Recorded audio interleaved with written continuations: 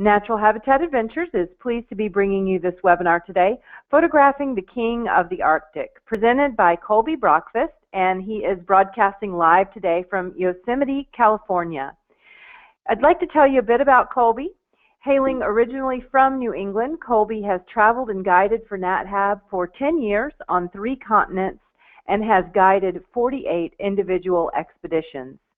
An enthusiastic naturalist, Colby holds a degree in environmental sciences and has presented independent research to the Geological Society of America. And other career highlights include being featured on National Geographic Weekend. And I'd also like to note that all of the photos that you are going to see today are Colby's photos. So you're in for a real treat to hear him talk about not only this expedition, but the opportunities that you will have to take some photos like those that he's going to share with you today. So Colby, over to you. Thank you very much, Lee, and thank you everyone for attending today. I appreciate you taking the time out of your schedules to learn a little bit about bears and photography. You know, bears, they really do merit some of our time, don't they? They're of course iconic. They're in an interesting place, and they're fun to watch, and they're fun to photograph. And I do hope you'll be able to come up and join us on an expedition, if not this year, in one of the coming seasons. There's a lot to talk about when it comes to polar bears, and there's a lot, of course, that NatHab has to say about conservation issues, and about the biology, the ecology, a lot about Arctic cultures, and all these wonderful things that we get to learn about once we're up there on our expeditions. I'm going to pass over most of that stuff today, just so you all know, and focus mostly on photography. Tell you a little bit about what our trips are going to be like, what the expectations are like for gear and settings and the types of pictures you can get, and then what trip might be the best for you. There are other webinars, just so everyone knows, that do talk a little bit more about bear conservation, about biology, and of course, once you're on the trip, we focus heavily on that. Those sort of topical issues, as well as photography. So just so you guys know what today is all about. I thought I'd start off just sort of framing where we go and why we go there and what makes Churchill such a great place for viewing the bears and photographing the bears. Of course, here we are, we're in Canada, if you look right where this arrow shows, on the edge of the Hudson Bay and the Arctic Ocean, that's where the polar bears are congregating. What's really fun about this area is that this is one of the first places that the ice freezes up every fall, and the bears know that. And so there's a big, essentially, migration of bears that all come to the Churchill region every year, and it's the only place in the world that this exists. So not only is it a great place to see bears, but it's a great place to see bears en masse, which means that there's more opportunities to view them and to photograph them when compared to other places around the world that might have bears but don't have them in the same concentration. So that's why NatHab chooses to go to Churchill every year. Where you're not going is Alaska. Yeah, a lot of folks get that confused, and I've been going up there for 10 years, and still all my friends say when I come back, how is Alaska this year?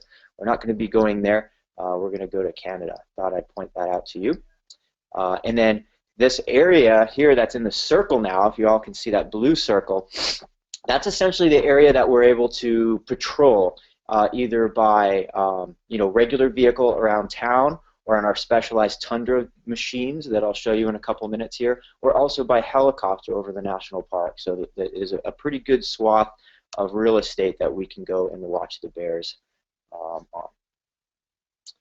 If I zoom in a little bit, this essentially shows what that little circular area just did a little bit closer up. So we have the Wapusk National Park was set aside for snow goose and bear nesting and denning areas, and then that's all in green, and the tan around that area is the wildlife management area.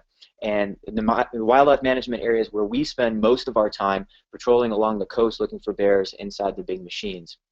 And then if you continue further to the left of the screen, you'll see that then the color changes into white. You'll see the Fort Prince of Wales in Churchill in the top left corner. That's where town is. So essentially we get about a 45-mile stretch of coast that we can cruise along. And then also, and I'll talk about it a little bit later, if you choose to do a helicopter trip, then you also get to see some of the national park and some of the other things that are notable inside the park. And then once more, I'll zoom in a little bit, and here we have a map of most of the area that we specifically are spending our time in when we're out on our machines looking for the bears. And what you'll notice is that sort of bluish gray color in there. On the top is the ocean, and then on those little ponds in there. And so there's a sort of network of roads that are highlighted in red, and we wander around through this area. And for photography,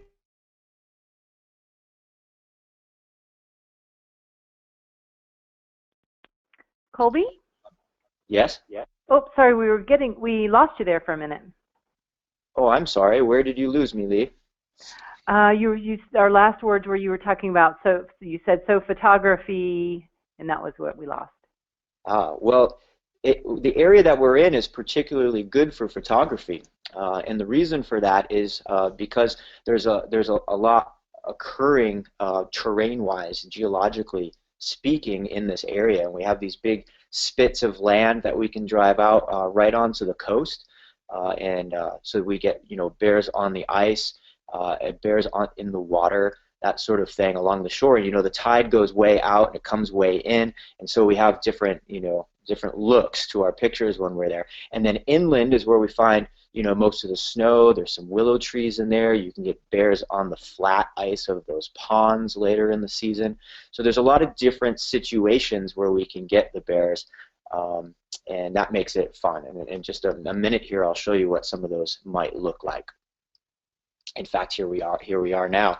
So to get us started, I guess, really with just some fun and gratuitous bear shots. The seasons change fast in Churchill, and one of the most common questions we get is, do I want to be there in October or November, right? And which has the better bears, which has the best weather for the bears, which has the best photography, and the reality is that it's all really good.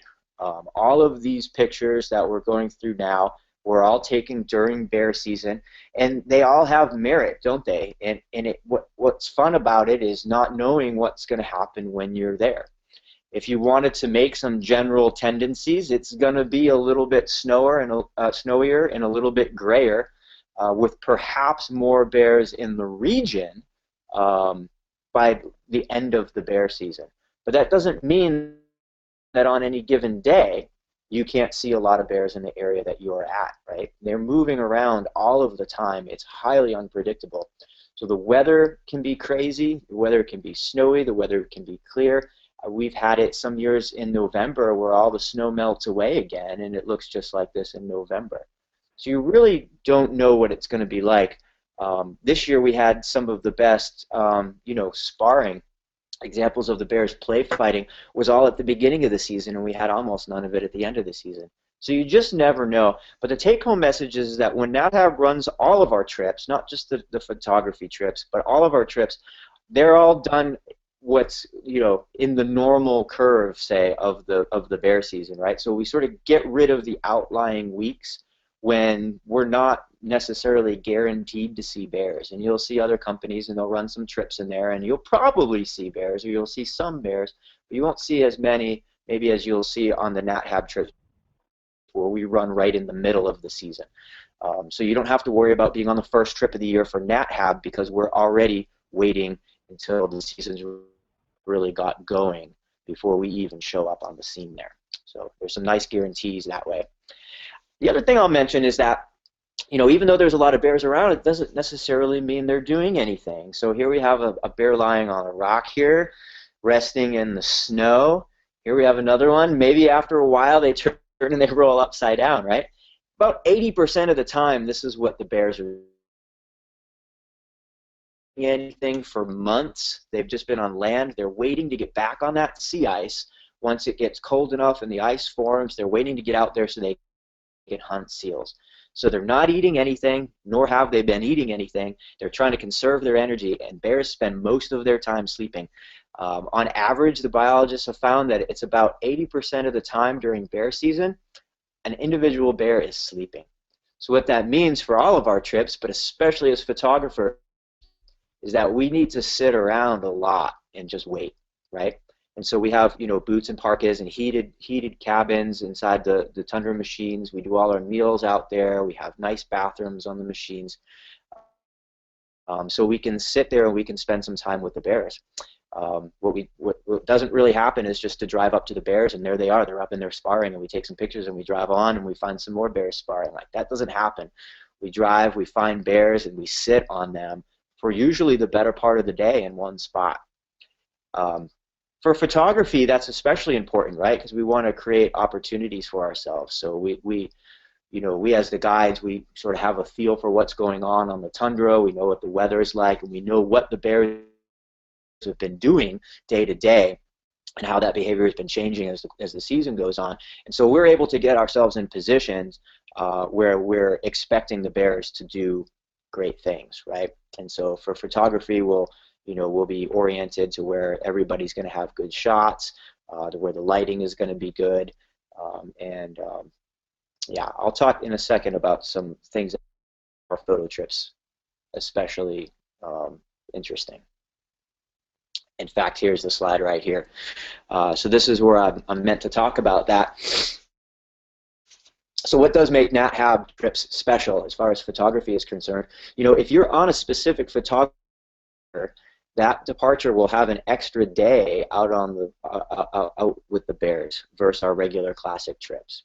And in fact, the 7-day photo trips are exactly the same as the 7-day classic trips, with the exception of you spend an entire day out on the entire extra day out on the tundra instead of doing your town and area day, right?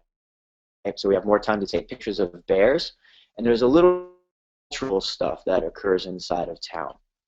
The other thing that occurs on the photo trips is you'll get a naturalist guide that is very much a biologist, an ecologist of some sort, but also has expertise in photography, right? So you're not giving up any of the interest about bears and about conservation or about Arctic cultures, but you're gaining all the additional knowledge of having a specific photography instructor there. And then part of that instruction is that in the evenings we do fewer cultural programs where, you know, instead of meeting an Inuit or a Dene person for a talk or hearing something about Arctic history and exploration, you'll sit in on photography seminars in the evenings. And so sometimes that might be, you know, about night photography. If we're lucky, maybe photographing the northern lights. It might be about editing, you know, things like that, composition. So all the different guides have, you know, a few different presentations, and depending on the interests of the group, we gear all of the photo presentations towards the interests and abilities of the group. As far as gear,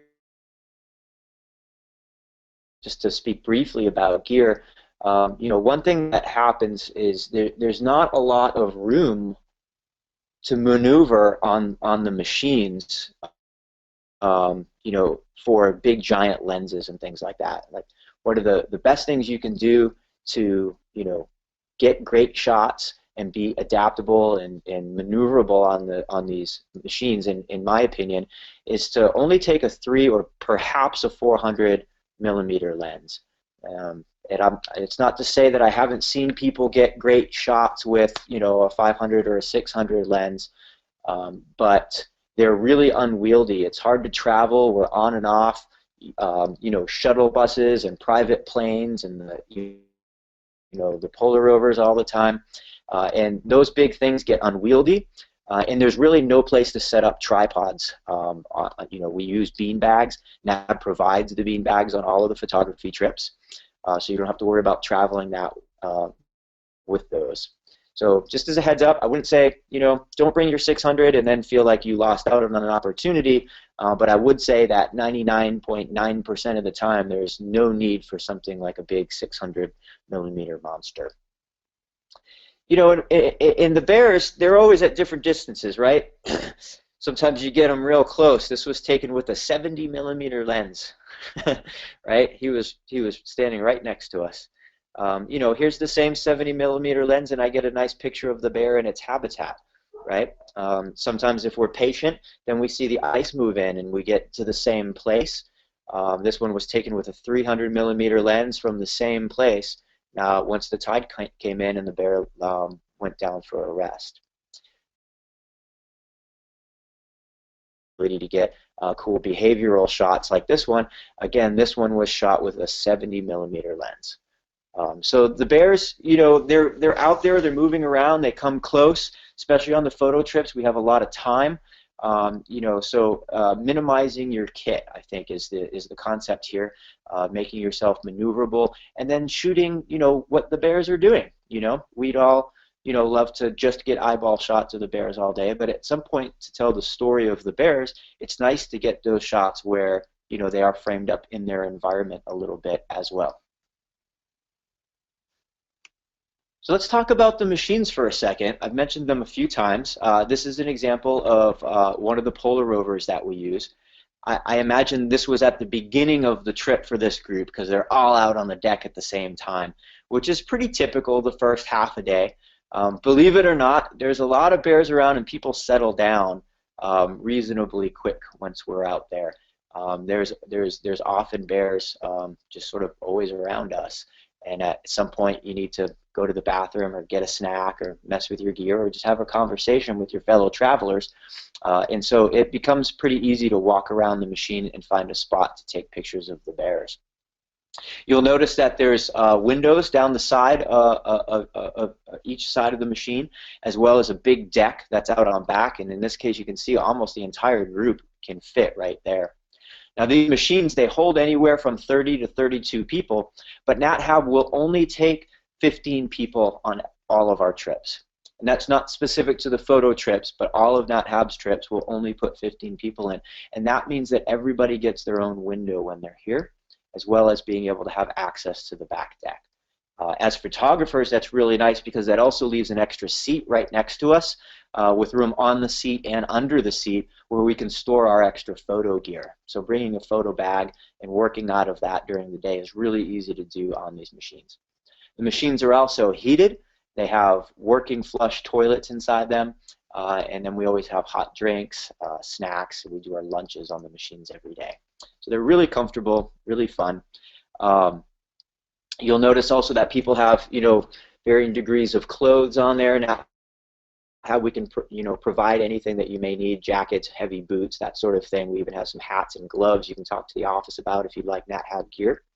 And we take that gear on and off all day long. So as we're driving around looking for bears, it's warm on the inside, and you know, we can relax, take our clothes off, and then once the bears come, of course, the doors are open, all the windows are down, we're taking pictures, it can get cold in there, so it's nice to throw on some extra layers when we're actually taking the pictures. Here's a nice shot of the inside. You can see it's pretty roomy. Everybody has their own window. They can shoot the bear as it's out there. You can also see that there's not very much room for a tripod, right, in these situations. And so you can't see because we're back to the folks are back to us here, but there are bean bags in the windows, and so the bean bags help keep our cameras steady, and they absorb some vibration as well. If people are walking around when you're taking pictures, it's not a big deal when you have the bean bags. And the bears will come right up to the machines. Super fun. Sometimes they'll just lie around, sometimes they're more active. Take pictures right off the deck with them. Sometimes they come right up. So we have to watch out, right? Safety is a concern out there, and one thing that we're you know, diligent about, making sure we're paying attention out there. But some fun photographic opportunities, you know, for sure, once the bears poke around. You guys are like me, this picture, it's mine. It pops up on my Facebook feed all the time, advertising. They want me to buy trips to go see polar bears. Another really fun way to take pictures of the bears and spend time with them is to go on the Tundra Lodge. This is a picture of 3 of the cars on the Tundra Lodge. It's 5 in total, and this is a wonderful place for photographing. One of the biggest reasons is because there's a lot more room on here, you know, so you can access, different bears at different times, and people can be doing different things with different bears all together. Maybe there's some bears sparring on one end, and there's other ones that are sleeping on the other end. Maybe a mother and cub comes walking by the coast, and so there's a lot going on.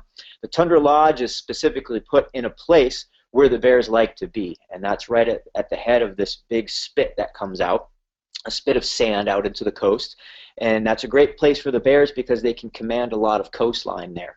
And so we purposefully put the lodge there, and that gives us pretty much constant access to bears when we're out there. And again, that doesn't necessarily mean they're dancing the whole time, but they are around the lodge typically all the time. You can set up tripods very easily here and leave them set up in the windows of the lounge or out on the decks. And the other cool thing about it is that we're there for sunrise and sunset, even during the night. All the things that are happening, you really get to feel, the heartbeat of the tundra, and, what the weather is doing and how the animals are changing with the different temperatures and the wind and the sun. And, after you're out there for 4 days, you're really in tune to what's going on. It gives you a lot of opportunities, as well as a lot more time for those opportunities when you're staying out on the Tundra Lodge and not traveling back and forth each day. So the Tundra Lodge, it's not for everyone, right? You live on the lodge, and your adventure coordinators and the NatHab office can tell you a little bit more about the facility itself. What you do give up is some of the interesting things that happen in town, seeing the little, remote Arctic town of Churchill, meeting the local people. You give up some of the cultural components of the trips, but what you gain is a lot more time with the bears, a lot more time on the tundra. And if it's really just the wildlife and the natural history that you're interested in, then the lodge might be a good choice for you for your trip.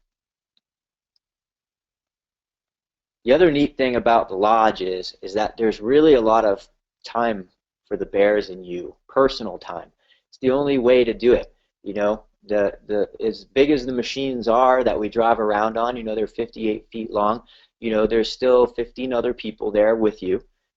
Where on the Tundra Lodge, there's bears there all the time, right? So again, at some point, people are going to eat, they're going to have conversations, you can't just watch bears and have your eyes on the windows for 4 days on end. And so that means you can walk out on the porches and you can just be outside with the bears. Usually we look at them, over the tops of the porches, but this is what the grate looks like under each porch. It has grate, so as the bears walk underneath, you can still see the bears and you can see what they're up to. And so here he is. I was just on my own one morning before things had gotten going, and it was just me and this guy out on the back deck of the lodge. So really unique opportunities to be out on the Tundra Lodge if you're interested in living out there for a week. And I think this is just meant to talk about how you can get different types of lighting and stuff out there too that you won't see if you're not there for sunrise and sunset. So that's what really does make that lodge special. And of course, it's not just about bears out there, you guys, right? Here we have an Arctic fox that we can take pictures of. There's Arctic hare, snowy owls, ptarmigan. These guys are tough ones to find, right? They're in their winter plumage here, ptarmigan. Red fox, right? Churchill lies on a zone of transition between the boreal forest, the tundra, and then also the marine environment. And so the red fox, which is traditionally more associated with the boreal forest, can be seen here as well as the Arctic foxes. So it's really unique for all sorts of things, not just the bears. And then of course the landscape itself is wonderful. Yeah, we have nice spruce trees here, incredible sunsets. This is essentially frozen fog that's suspended in the sky that the sun is filtering through. So really unique to an Arctic environment. And then walking around town is fun, right? All the quirky little things, like things that are in Inuktitut here, Eskimo carvings and caribou antlers up on top. Meeting the local people. So, a lot of the cultural things and the things that happen around town can also be opportunities for photography. If you are like me, You know, I tend to think of myself more as a travel photographer, not just a wildlife photographer. You know, so there's all sorts of fun and quirky and interesting things to do and people to meet up there in Churchill on your photo trip. And then, of course, you know, we all cross our fingers for the Northern Lights, and I'll mention it now because people often ask, and you know, it's traditionally not a great time of year, you know, for Northern Lights. Bear season, you know, is occurring when the ice is forming on Hudson Bay, and so the ice is freezing, which means the ocean's giving off warm air, and that causes a lot of clouds in the autumn when the bear season is occurring, right? And so there are some days where, you know, there's a break in the clouds and we can get the Northern Lights. This past year was actually exceptionally good for Northern Lights. If you're specifically in Northern Lights, Nat Hab, of course, you know, we run, you know, 2 months worth of trips in February and March, and that's really the best time. But we're also set up during bear season to take advantage of any opportunities. And on the photo trips specifically, we have access to vans and shuttles to swoop us just outside of town, the outskirts of town, so we can photograph the Northern Lights if they do occur. So you guys should know that we do make a point of creating those opportunities, even if it doesn't happen on every trip. I showed you this map earlier of the park, and you remember that I mentioned that going on a helicopter is another way to experience Churchill. And again, you know, not, I mean, it's wonderful in its own right, of course, right, to get out and fly around and see all the things that are out there, you know. But as photographers, the helicopters really offer another really interesting way to take pictures out there. You can't really zoom in, right, really close. That I should get that out of the way. You can't really zoom in from helicopters because they're moving and you can't hold your lenses steady. But there's really interesting opportunities for more, you know, landscape type pictures where you can put the bears in their environment. But the other thing that's up there is, you know, you'll fly over the old Fort Prince of Wales and learn a little bit about the Hudson Bay history. You get to fly over the Churchill River and the Boreal Forest, so you go inland quite a bit. Almost as far south as where you see Fletcher Lake on there and Kelsey Creek, right? We get pretty far south. There's tons of moose in there, so we see a lot of big bull moose. Earlier in the season, you'll see the caribou migrating through the national park, so big herds of caribou. You know, there's always a few wolf sightings during the course of every year, running around out between the forest and the tundra. So really interesting. If you were to do the ultimate Churchill trip, we also visit the denning areas that are in the southern part of the park, so you can go visit the polar bear dens and see what that's like. And then we also fly over the coast, and that's where it's really exciting for more bear action. And I have oh, here's where you're going to find everything. Yeah. But you can get pictures like this of the bears that are out in the water, right? Because the helicopters can get to where we can't get in the buggies, and they fly just over the edge of the coast. They can't, you know, go 15 miles offshore, but they fly over to where you can see the bears on the ice. And we've seen seal kills out there. We've seen, like in this case, the bears swimming around, and there's also some areas out there that the bears really congregate. So you can see, you know, up to sometimes 20 bears all together in the same area, and that's all unique to the helicopter rides. So I highly encourage you guys to do it, not only to gain a broader perspective on, you know, the whole Churchill area and the region and the tundra and the interactions with the, you know, the boreal forest versus the tundra itself, but it also provides really unique photographic opportunities for you as well. So that's about the end of my show.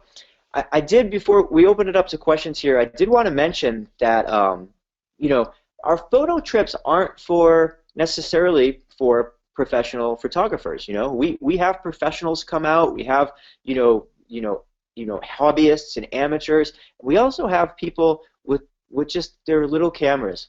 You know, they want to learn a little bit something more about composition, or they appreciate that the photo trips have the extra day on the tundra. You know, we can have a lot of fun, and I think what you'll find is that, you know, most of the Nat Hab photo guides, you know, are our talks, our lectures, our presentations that have to do with photography are getting people to be creative and getting people to have fun taking pictures and looking for opportunities. We talk a lot about composition and adding variety to your travel catalogs. And for those that are interested, we'll go into more technical sort of talks, but we usually do that in smaller groups or one-on-one, and then we do some editing and sort of culling of pictures and that sort of thing in the evenings that's useful to everyone.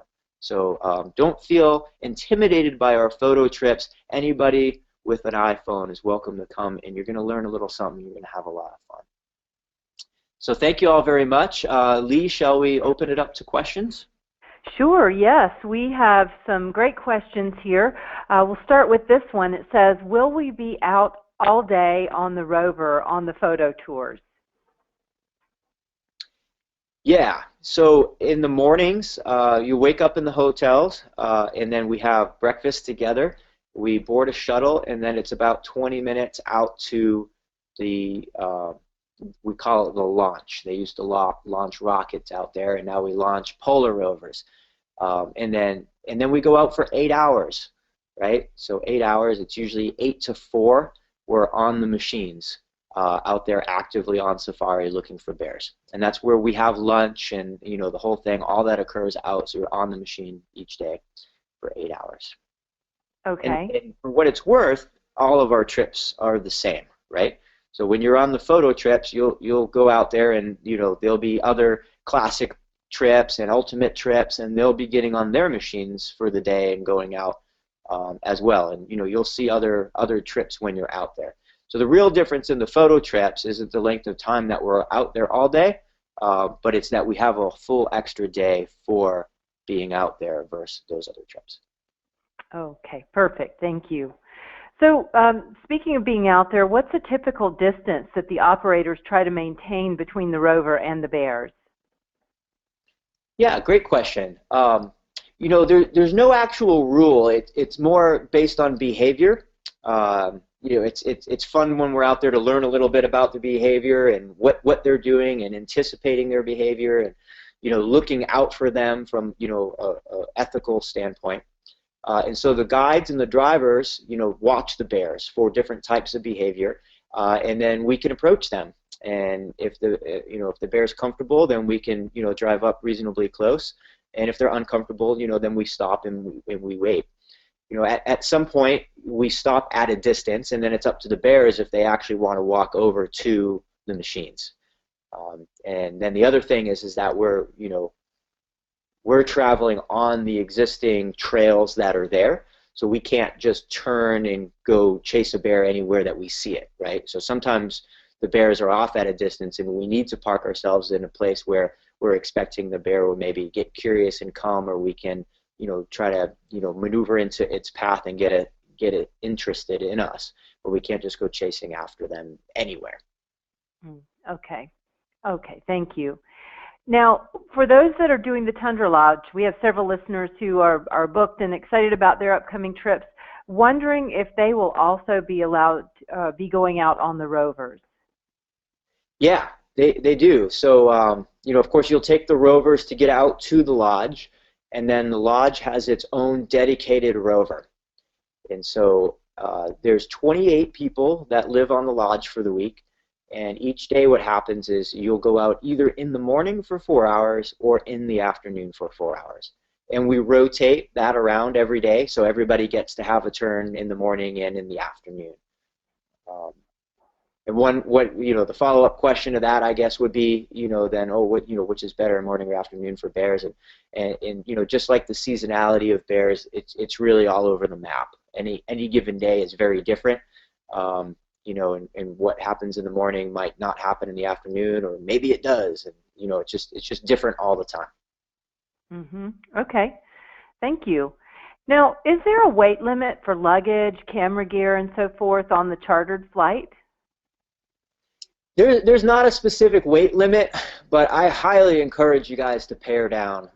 There is a lot of planes, trains, automobiles, and polar rovers, and it's hard to get on and off, and you know, with all your luggage. You know, like for instance, if you're gonna want to carry a 600 millimeter lens, you're gonna spend a lot of time with it on your lap, right? Um, Regular carry-on size bags and camera bags generally fit under the seat or in the back of our shuttles, so they're not much of a problem. But if you have, you know, a really large camera bag, or if you have extra lenses and things that you're carrying around, most of the time you're going to want to be sitting with them, and that can get pretty old. In my experience, the majority of people that end up trying to bring too much camera gear, they end up leaving most of it in their hotel room after the first day and just taking a pared down kit. So I definitely highly encourage everyone to just take a small kit. For what it's worth, I go up there for the entire season. I bring 2 lenses. I have a 2.8 24 to 70 lens, and then I have a 80 to 400 lens. And those are the only 2 lenses I take for the whole season. Okay. Thank you, Colby. Just a few more questions here. We had several people who are wondering. We know that you mentioned that bear season was in the fall, but can you get even more specific than that about what months in the fall are best? Yeah, absolutely. And of course, NatHab's trip dates reflect which dates are going to be the best. And so essentially, bear season goes from the second week of October through the third week of November for NatHab. Bear season itself does extend a week or even 2 weeks on either end of NatHab's dates. And other companies may do some trips in there. And NatHab, over the years, we felt like, you know, people, you know, it takes a lot of time. You know, there's investment in time and investment in money to get up there, and we want to make sure that everyone traveling with us is there, you know, at the optimal time. And so we don't run the risk with our trips of coming too early or too late. Mm-hmm. Okay. And then just to reconfirm, did you say that that's also a good time to see Northern Lights? Oh, yeah, no, it's not. Okay. We can see the Northern Lights, you know, on any given year, during bear season, during those months of October and November. There will undoubtedly be, you know, nights where we see the Northern Lights. I did mention that this past year, most of our trips actually saw the Northern Lights this year. It was exceptionally good, but it was an exceptionally cold year.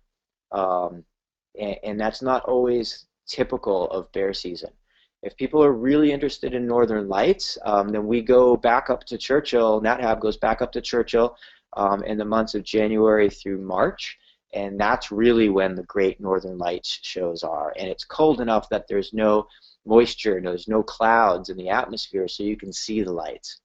So what happens during polar bear season is the lights are often occurring, but because the Hudson Bay is losing heat, making ice, there's a lot of clouds in the sky, and it's not conducive to aurora viewing. Mm-hmm.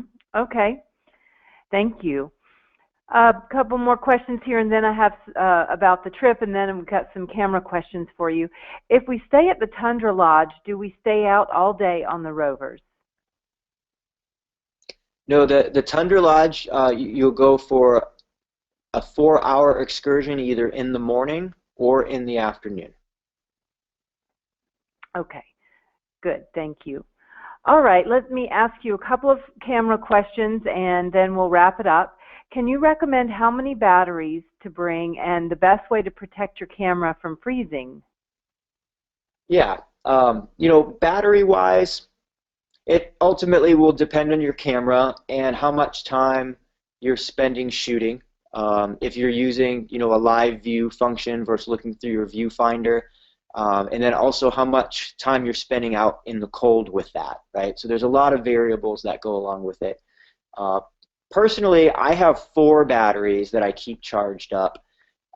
In any given day, I may need to use a second battery. But I like to have a few extras just in case other Nikon users need them, or if I do find that, you know, hey, it's really cold and, you know, sort of sucking away battery life. You know, and then, you know, Churchill, it would be rare But you know, Churchill is a very utilitarian town, and over the years, I have seen times when a specific hotel or even the whole town loses power for a while.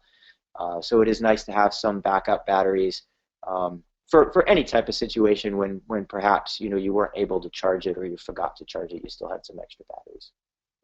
Okay, good. Thank And you. then the second part I think was about cameras freezing, right, Lee? Oh, yes. Typically, that's not a problem. If you're outside in a storm, like say you're out there on one of those really blustery days, you'd want to be a little bit more conscious of that. And you know, like keeping your camera, you know, in a bag or even just hanging, you know, a scarf or a jacket over the outside of it usually does the trick. One thing people often worry about is, you know, like moisture getting inside. You know, it's really dry generally up there. There's not a lot of moisture.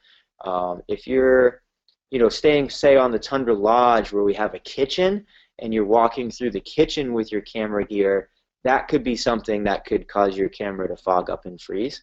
And usually we solve that by, if you're walking through the kitchen and you just stick the camera inside your jacket as you walk through, and then you pull it back out again when you're on the other side. So it's usually not an issue. Okay, good. Well, we have several folks who are curious about brand of camera, if you have any recommendations there, and also your thoughts on point and shoot cameras. Yeah, you know, the old you know adage, you know, first thing you learn in photo, you know, class is the best camera is the camera you have with you, right? And you know, like I was saying earlier, and even still, we have, you know, a picture of our NatHab Traveler still up with you guys looking at it, and she's got an iPhone right there of a fabulous picture of a bear, right? If you're comfortable with it and you know how to use it, that's the best camera. That's my biggest recommendation. Don't overcomplicate it. You know, taking good pictures, most of it comes down to composition, you know, and just how to frame things and when to take things and how to anticipate the behavior of the animals.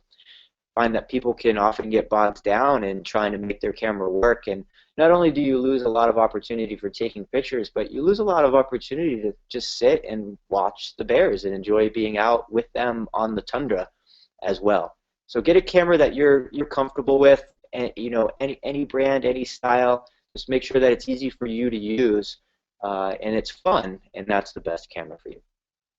Okay, thank you. What about wide-angle lens? What do you think about bringing those? Wide angles can be pretty fun. You know, it depends on the types of shots that you want. If you want to take pictures, you know, where you can see some of the lodge or your fellow travelers along with the bears, wide angle could be really fun. You know, for most general shooting, like landscapes and that sort of thing, like going as low as a 24 millimeter is a pretty good choice. I've seen people show up with, you know, 14, 16 millimeters or even fisheye lenses that in the right circumstance can give some, you know, really great perspective on things. So maybe they're not quite as utilitarian, you know, as a wildlife, you know, lens, but if you're really into the idea of just adventure photography and travel photography, they can be really useful. And I should note that, you know, we talked about the Northern Lights earlier, and if the Northern Lights do happen to come out on your trip, those wider angle lenses are really nice for shooting up into the sky as well. Nice. Okay. All right. We'll make this the last question. Going back to batteries, can you charge batteries up on the rover? You cannot charge batteries on the rover, but on the Tundra Lodge and in town, it's very easy to charge them. Great. Thank you. All right, well, that will cover it for us then, Colby. I am going to turn it back over to you for closing comments. Well, thank you very much, Lee. And again, to everyone listening today, thank you very much for taking the time to listen. If you have any other follow-up questions, of course, your adventure coordinators are there for you. But feel free to send NatHab questions directly to me as well, and I'll be happy to answer them for you. Polar bears are fantastic, you know, like they're fun to take pictures of, but they're fun to just spend time with. And I hope you guys will come up and join us. with an adventurous attitude and ready to hang out in the tundra and learn a little something and have some fun. So thanks for participating today. My thanks as well, and we will get the replay out to all of you. We'll do our best to get that out to you by way of email tomorrow. And with that, we will say good day and conclude this webinar. Goodbye, everybody.